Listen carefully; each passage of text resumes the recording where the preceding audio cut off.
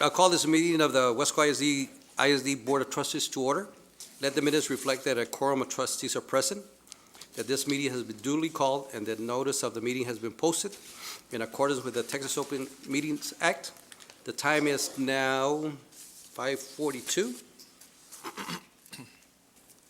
Those trustees present and comprising the quorum are Mr. Patrick Kennedy, Dr. Jaime Rodriguez, Coach Armando Cuellar, and myself, Mr. Nieto.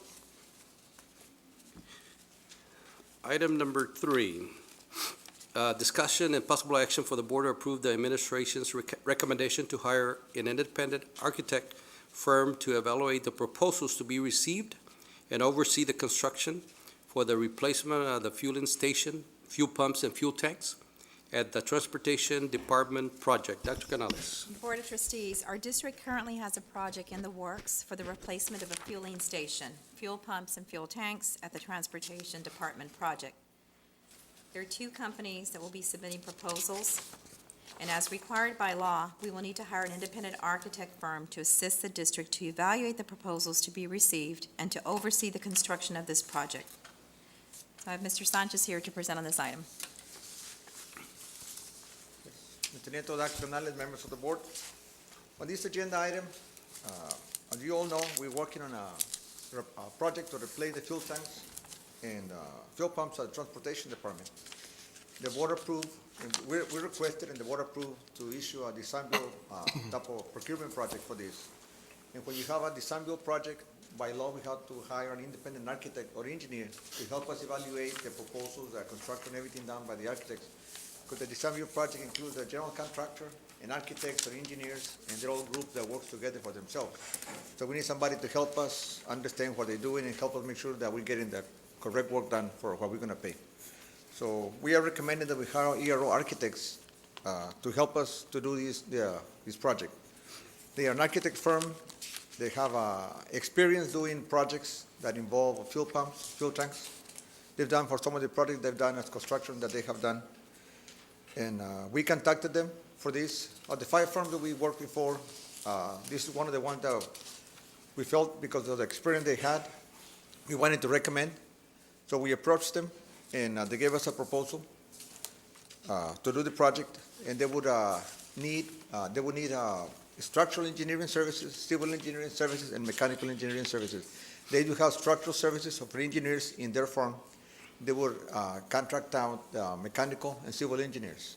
And they will work with 2 of the companies we have used before, Trinity Engineering for mechanical engineering services and Garcia Engineering, the company we use for the district projects. The proposal is $18,950, and it includes the services for ERO, Trinity Engineering, and MG Garcia Engineering. So we recommend approval for this I move to approve. item. Second. We have a motion by Mr. Patrick Kennedy and a second by Mr. Coach Cuellar. Any discussion? Mr. Sanchez, this is the project where this is proactive, right? We're Yes. trying to avoid any, Yeah, our tanks are already getting close to 25 years. yeah. So that's about they last about 30 Lifespan. years. So we want to make sure we replace them early. And so we want to replace them now. Okay. And we, at the same time, we want to increase the number of pumps we have for that. And the system that we have is old to keep track of the gas, the consumption of the gas. So we're going to be able to do a modern system and set up pumps and tanks for this project. And that's at the Transportation Department, correct? Yes, sir. Yes, sir. Any other comments, discussion? Okay. We have a motion by Mr. Kennedy and a second by Coach Cuellar. All those in favor, please say aye. Aye. All those against? Motion carries. Thank you.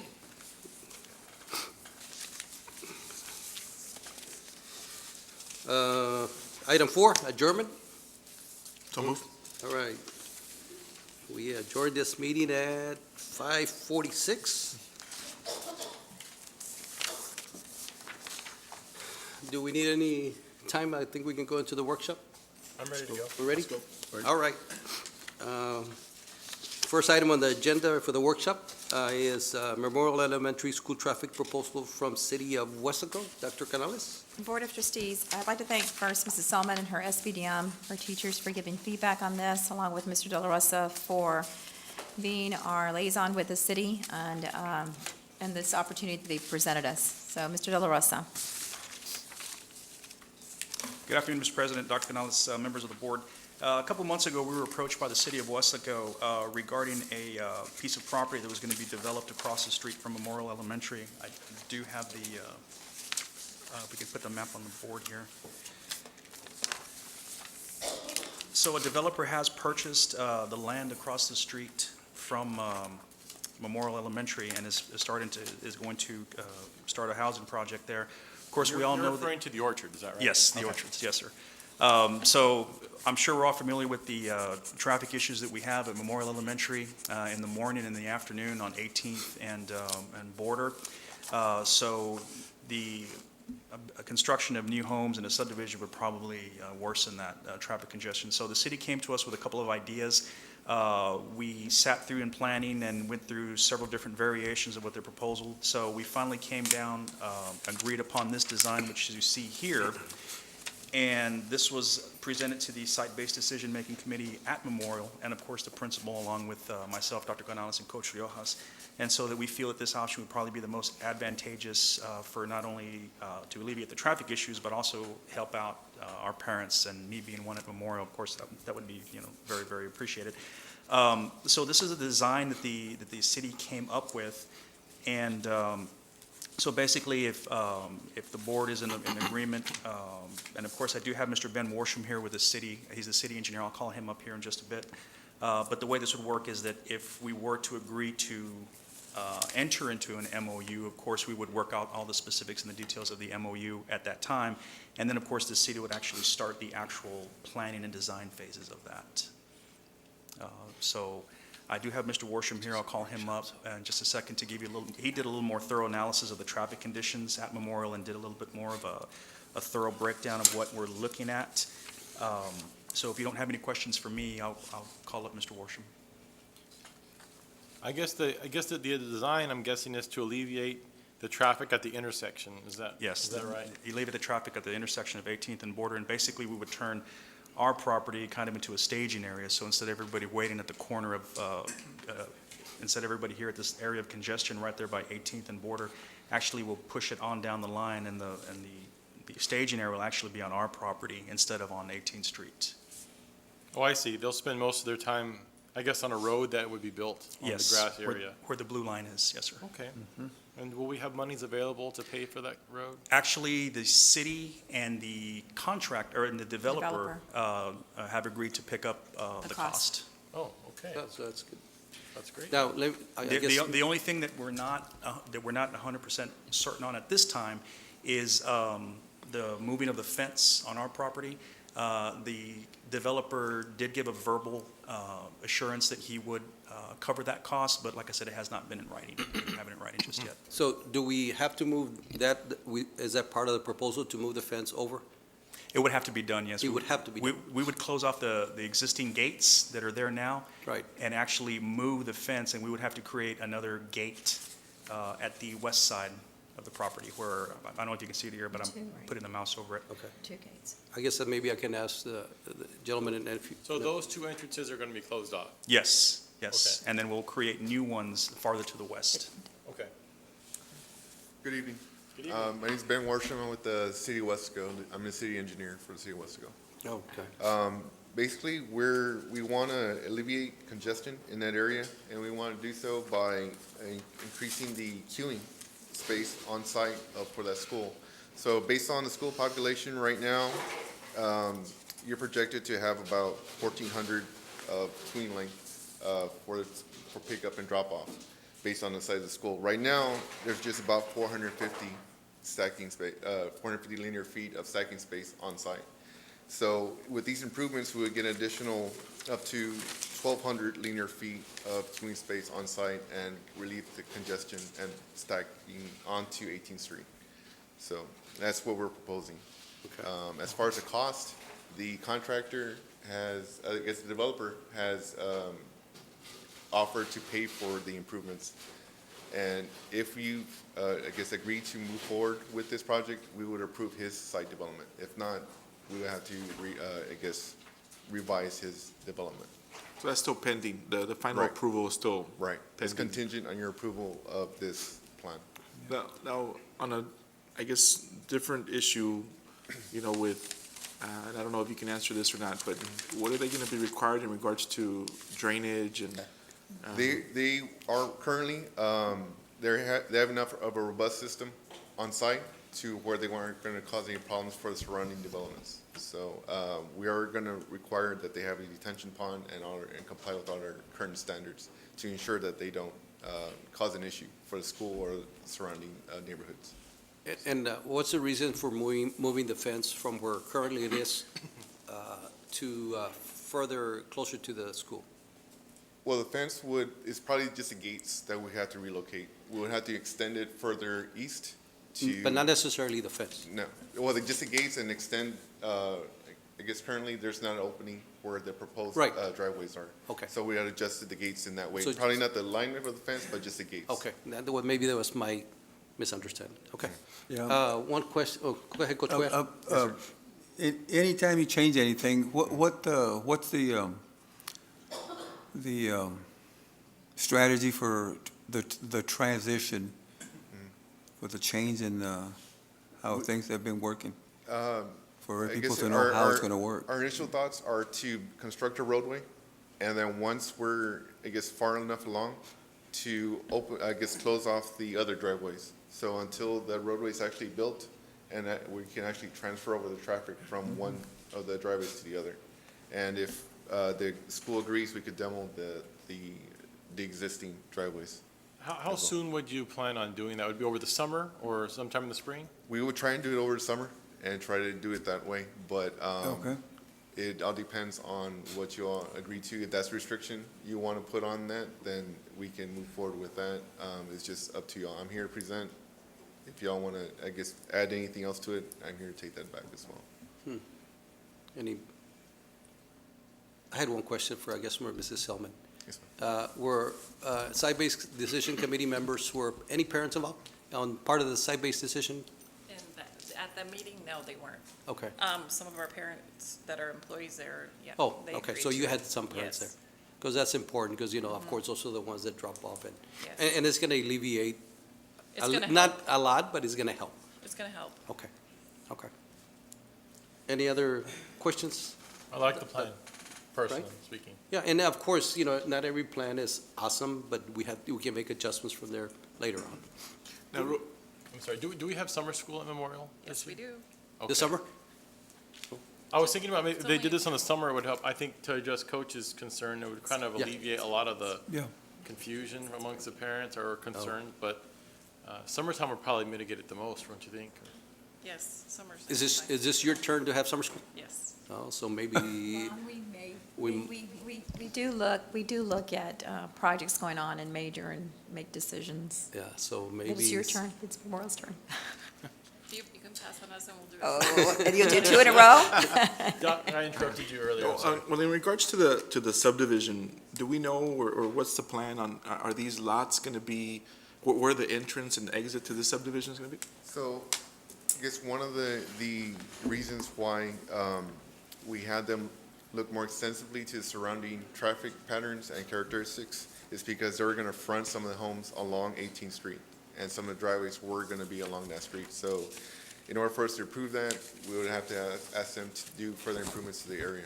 So this is one of the improvements we're asking them to pay for to, I guess, improve the traffic circulation in the area. So all the way up to the stop sign, right now, the plan is to have those lots front? They are gonna have some shared access. So it's not gonna be exactly up to the stop sign, there's gonna be some spacing between the driveways, but, they are gonna have some shared access, more than we normally allow. Well, it's within our, I guess, standards, but we were concerned with the traffic, congestion in that area. So that's what we're asking them to do to help alleviate the congestion in that area. Okay. Any other questions? It looks good, I Looks think. good. Thank you. Thank you. Sure. All right. Anything else, Dr. Canales?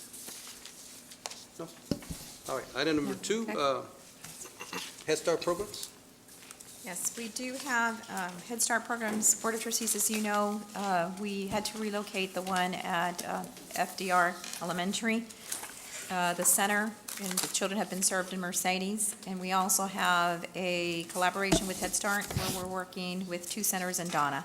So Ms. Jennifer Luna, former principal of Roosevelt Elementary School, has been taking the lead with the support of Mr. Aguilar and Mrs. Peña on Head Start. And we'll be presenting information on both the Mercedes and the Donna sites, correct? Yes, yes. Good afternoon, Dr. Canales, members of the board. Good afternoon. And with me tonight, we do have a couple of members from our Head Start program. We have Ms. Teresa Flores, which is the director, the executive director for Head Start. Hello, welcome. Mr. Garcia and Ms. Munoz, the assistant program directors. And then we have Ms. Azucena Sáenz, and she is director of compliance and accountability. So in case that we have some questions. Thank you for coming. Thank you. And I do want to thank Mrs. Peña, because Mrs. Peña is the one that spearheaded the partnership with our Head Start, and we've had a very good and positive collaboration as of when she started, and now it's continued. I'm going to go ahead and start. We are looking to relocate our students from Mercedes. As you know, when FDR did flood, then we had to relocate them to Mercedes, so currently they are at Mercedes. We have had some parents asking if we're going to go ahead and relocate them. And of course, Head Start is wanting to relocate back to Weslaco because those are Weslaco students.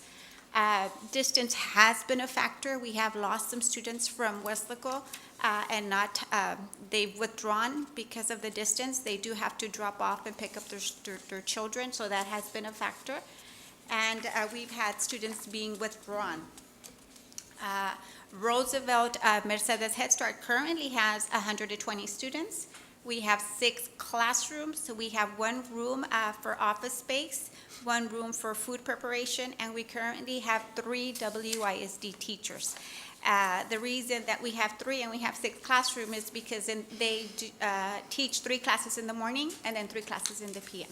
So that is the reason for half a day, yes. How many students have withdrawn approximately? Approximately, I think Mrs. Salas mentioned about 25 to 30. But because they have a waiting list, they always have students but they're not from Weslaco, they've been from Mercedes. Okay. So we replenish those students, but they've been Mercedes students. Okay. Currently, too, we have La Estancia. And La Estancia is also, we're looking to relocate them as well because their center manager, they do share a center manager. The center manager is almost like their principal at the Head Start, and she goes from La Estancia to La Herencia, which is right around the corner.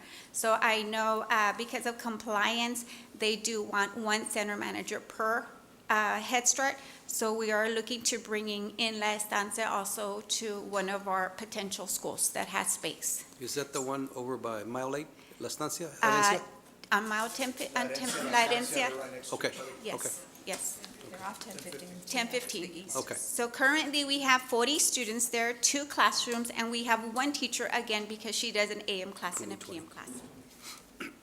So number of rooms needed to accommodate both Roosevelt and La Estancia would be 8 classrooms, 1 room for office space, 1 room for food preparation, 1 room for storage. So that would mean a total of 11 classrooms. That's what we're looking at.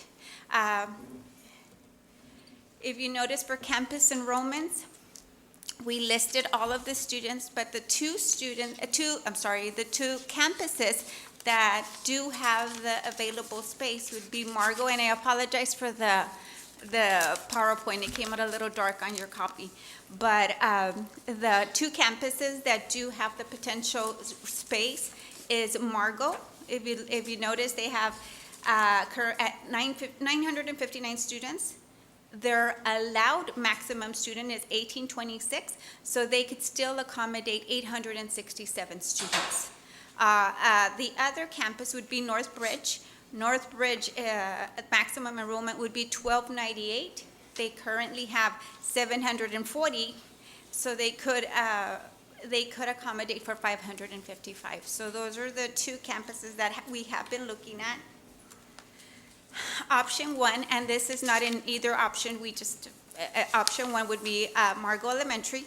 Again, it is central located near FDR. The space, again, the maximum was 1826. Their peak this year was 957, which they could still accommodate for 867 students. Another positive is their principal is, of course, an advocate for early childhood education. A couple of concerns, because we did talk to Ms. Martinez, was the pickup and drop-off area. It is already congested, so that was one of the concerns that we did have. And of course, there's a lot of developments going on in that area, so we do want to have room for those increased students in case that we do have, we get those students. And of course, that is the campus that receives the overflow from Memorial and Sam Houston. Option two. Again, option two is Northbridge Elementary. Again, it is close proximity to FDR. I think it's over the overpass, it would be maybe like a half a mile away. Their maximum capacity would be 1298. They peaked at 743, so they could still accommodate for 555 students. Again, their principal is a huge advocate of early childhood education, and they do take the overflow of students from airport. So, Is there an option that you suggest or that you like more? we are still looking. I know that Margot is the one that has the most space, but one of the concerns was the traffic flow. So we are still considering that. Okay. Currently, we have how many students in the Head Start programs? And altogether, 540. 140. 540, because remember, we're in 7 Head Starts, Right. but right now we were looking at the Mercedes one. So altogether, we have 540 students, because we have 2 in Donna, La Estencia and La Herencia, Progreso, Weslaco 3, and Donna 1 and 2. So the ones that we want to relocate are how many? Just FDR and La Estancia, Which is 100 and, which would be, yes, a total of 200 students. approximately. Yes, approximately. So then each school will approximately have, I guess, 120 or 80, depending, right? The relocation of those 200? There would be one campus. And it's Oh, one campus. 160, it would be 160. 160 students. So the students would need to be on one campus because the Head Start compliance regs mandate that they also have a Head Start director or campus, somebody there as well. Their Okay. campus, their center managers, what they call. So these numbers that you had over here is the possibility that eventually, that's how many they could house at that Yes. particular campus. Yes, we're which talking would about be a 100 and total of what? 160. 160. 160, which would be 8 classrooms total. Okay. Mr. Lopez, welcome. It's a workshop, but, welcome. Any, Been late? Coach Coelho, any questions? No. On the Head Start? Mr. Kennedy, No questions. Dr. Jaime? No, other than, what do you think, Dr. Canales? What, Well, Northbridge just popped on the radar. We did the study.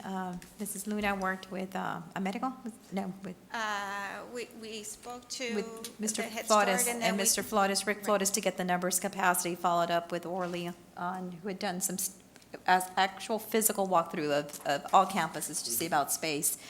Northbridge just popped in today into the picture.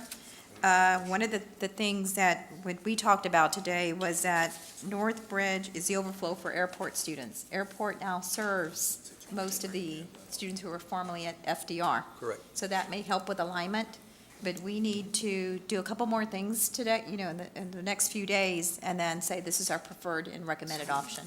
So what we need from the Board of Trustees, if you can see why either, one may be better than the other, if you can contact either me, Mr. Aguilar, Mrs. Peña or Mrs. Luna, and then as you think about this, and then we would like to bring a recommendation, let Head Start know, and be ready to go, because we're also recruiting. This is already recruitment time. We know we need to bring our kids back from Mercedes. and I guess what, it'd be good to know projection-wise, future growth-wise, are we gonna need more space further up north, or on the south side of town, and deciding which school to maybe, use? Another option. Should, Mrs. Flores, can you had answer a- the question in you had a terms of question or a point? projection and enrollment? Come on up.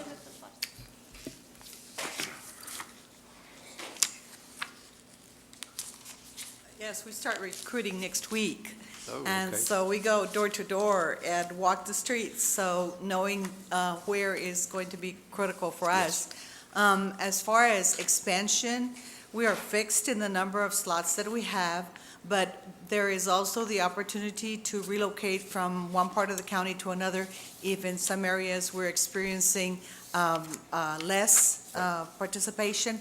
Basically, what happens is that school districts have moved into full four-year programs and three-year programs. And although we have partnerships with all 10 districts, or with 10 of the districts, sometimes the fact that they have other children in other campuses is a determining factor that they move out of our program and into the regular school setting. So, but the opportunity for expansion is something we can always look at, especially if we do have those situations. And right now, we are experiencing some of those situations. So increasing that enrollment through the process of being able to recruit is, something we want to do as quickly as possible.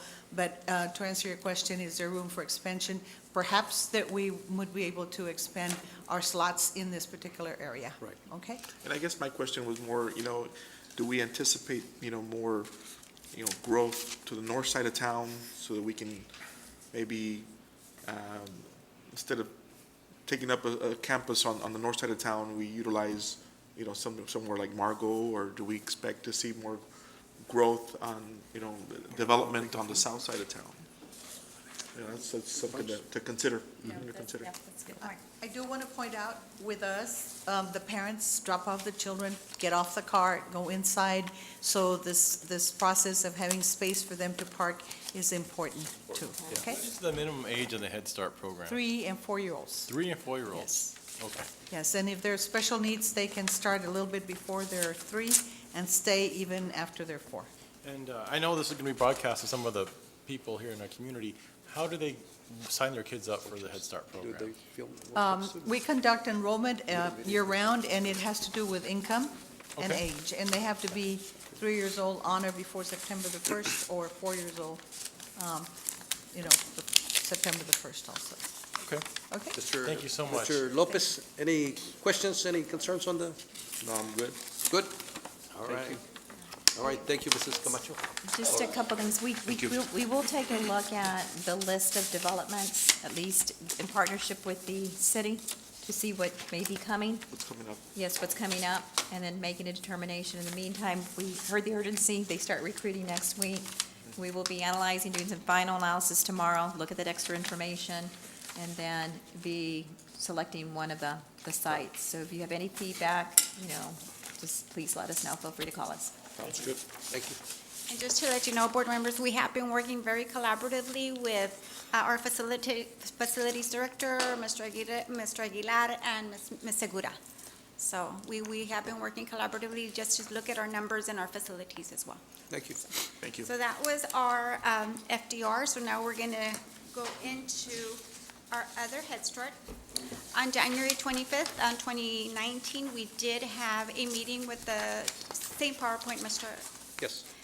With the superintendent from Donna. We met to discuss their interest in reestablishing the Head Start partnership in Donna. So their superintendent wants to reestablish the partnership that we currently have in Donna. The superintendent's goal was for their teachers to teach their incoming kinder students. So we did have that meeting with Dr. Canales, the superintendent from Donna, and some of their administrative people from, or staff members, and Mr. Aguilar was there as well. Ms. Flores and Mrs. Munoz and Mr. Garcia were there at that meeting to discuss that he wanted to have that partnership again. Currently, we do have 200 students in Donna, and we have 10 classrooms and 5 of our WISD teachers that teach our students in Donna. Donna 1 and Donna 2, from the first 4 to 6 weeks, we've had an ADA of 76.9, which generated $750,000. And currently, we pay our teacher salaries from that So if you notice, we have had generated some ADA from those, from the Head Starts. Administration's considerations right now is continue conversation with Donna ISD and Hidalgo County Head Start. We really need to consider the investment that WISD has already made, teacher-wise, technology-wise, instructional materials, and of course, the special education services that we provide. No decision has been made at this time, but we are going to continue the conversation. And what I don't understand is the decision about what, to release them back to Donna or to Yes. keep them? Yes, because Donna, superintendent, did approach Mrs. Flores, actually, and then Mrs. Flores wanted to have that meeting with Weslaco. She's been very happy with the partnership, and do you want to say what you? Yes. So how does one go about fighting to retain? How does children hear that? Children. How does one go about, how do we say, no, Donna, you You- snooze, you lose? This is the way I see it. As director, when we were looking for partnerships, it's like 3 opportunities were given to the Donna superintendent to say yea or nay about the partnership. They really never wanted to have it, so we moved forward. I contacted Ms. Peña and I said, Ms. Peña, do you need enrollment? She says, of course we do. And I know that you even went out and adopted an open policy to allow students from other areas to accommodate us. I'm very grateful to that. I don't have a reason to recommend that we don't continue the partnership with you. We're very excited about all that has happened with our partnership, and we had to be very cautious because we didn't want to push the purple in the Redskin area, right? And so with that part, we talked to Ms. Peña and said, let's keep that out of it, and let's just go forward with how we can service these children. We have a wonderful setup, the training, the staff that we have. I talked to the center managers that are in Donna, and they're very happy with the success of the partnership. I heard from the superintendent when he was here that there were parents that wanted to go to Donna. We have not had that experience. I asked the 2 center managers, have you heard parents come in and tell you that they don't want to be? And it's no, because we really never located them or expected them to come to Weslaco. The process is that you help service for the 2 years that they're with us, and then they move on into the Donna district. If they want to move over here, then they have the option to do that. But that's not something that we require. They do participate willingly and very successfully. So we're not making that recommendation. When I was approached, I said, look, this is what we have. I said, and I'm not ready to recommend it. I don't have any reason to recommend that we move out of that partnership at all. So I said, why don't we talk to the Weslaco superintendent, and that's when we met. And I said the same thing again. And he says, well, we want to change our mind.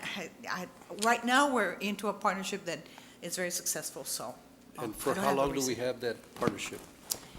2 years, 3 years. This is 3 our years. 3rd year. And see, we have our funding going to 2021. Okay. It would be good if you had the MOU extended to 2021, and then you could just say, well, we already have our partnership extending to 2021.